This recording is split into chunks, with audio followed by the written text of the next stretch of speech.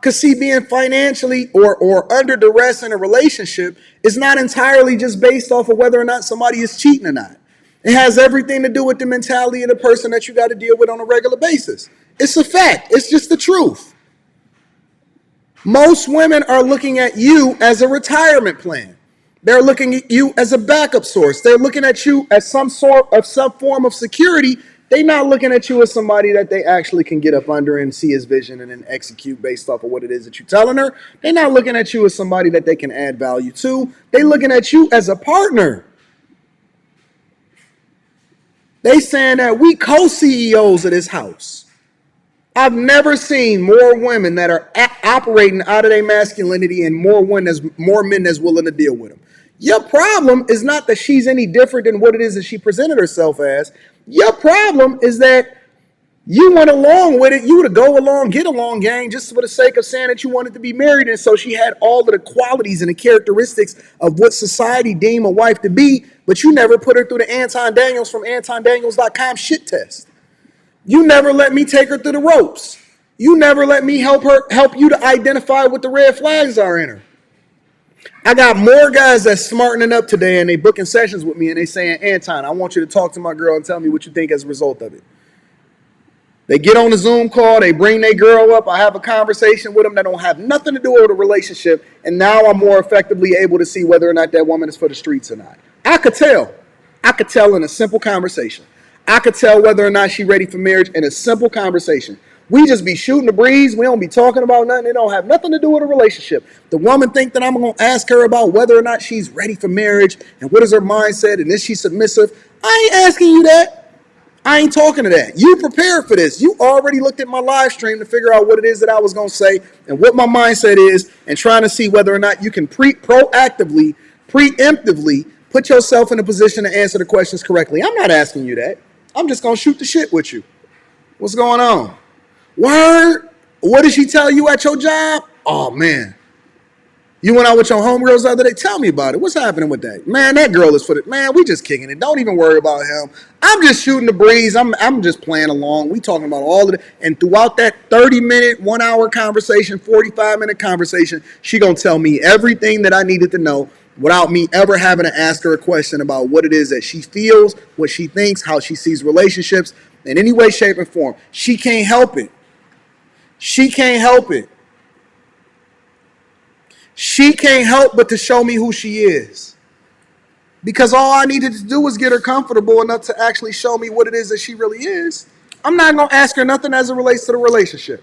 I'm going to just put her through the paces and I'm going to kick it with her. The same way that I would kick it with her if I was walking up to her at a bar and we were shooting the shit. The same way that I would kick it with her if we was just walking down the street and I was just having a conversation with her. I'm going to be able to see exactly what it is that she's really about.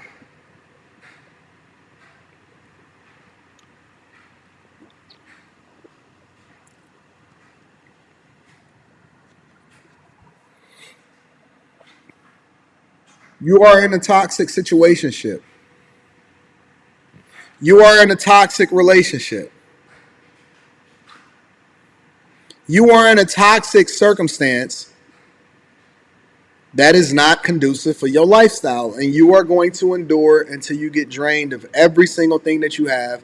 And you're going to wake up one day and you're going to realize that you never should have been in that situation in the first place. So here's the real question that we need to ask ourselves before I really drop the link in the chat for you guys to be able to cam up. Here's the question that you need to ask yourself. Is it worth it for me to stay or do I need to go? Is it worth it for me to stay or do I need to go? That is the hardest, the most difficult question that you're ever going to have to ask yourself, and most people choose not to ask themselves that question. Most people choose not to ever ask themselves that question because it is something that you're going to have to face. It's a grim reality. Have you ever been in a relationship or have you ever been in a marriage where you guys are trying to figure out whether or not you really are for each other, but you really don't want to have an uncomfortable conversation, so you put it off, and so for months or days or weeks or years, You then avoid having that uncomfortable conversation of whether or not y'all should be with each other because you don't want to hurt her feelings, or you don't want to tell the truth, or you guys have just been enduring through what you call marriage, or you've been putting on a presentation for the general public because nobody actually knows what you going through, and so you suffering in silence. And this could be for both men and women. This is not just for men. This is just across the board. You are in a situationship or a relationship where you are largely unfulfilled. You are not getting what you need in order to progress. You guys are standing still in the same place. You're not going anywhere. There's nothing. The vision that you had for what this was going to be is completely different than where it is that you are at now. Or here's another circumstance that a lot of people find themselves in that they don't want to talk about. Who you are today is different than who you were when you got married. Who you are today is different than who you were when you got married. Because you're not the same. You know the thing that I hear people say on a regular basis? When I got married, this was my mindset. Or when I got married, this is what it was supposed to be. When I got married, this is that, so on and so forth. Or when I met you, you was like this. Well, when you met her, she was fucking 22 years old.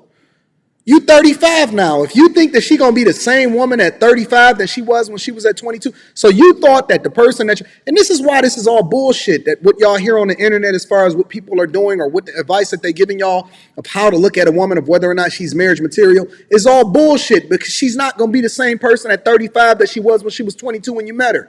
And she's certainly not going to be the same woman at 40 that she was at 22 when you met her.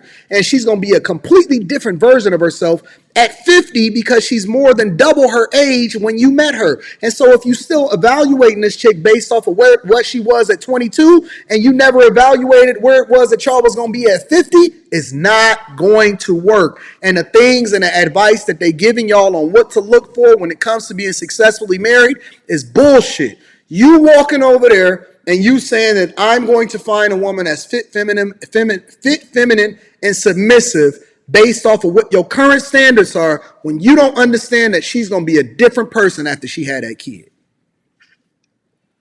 Facts. I'm telling you the truth. Who she is before kid, after 2 or 3 kids is going to be a completely different person than who she was when she first met you. Because when she first met you, she didn't have no responsibilities. She didn't have no responsibilities in a household. She didn't have no responsibility to the children. She didn't have any responsibilities in order to meet certain expectations for you and your job, in order to show up at your workplace during the time that you needed her the most in order to be able to sell this client. Right? She's a completely different person after she starts to get her hair loss, right? She might go through some shit. It's going to be some life events. Y'all going to have a family member die.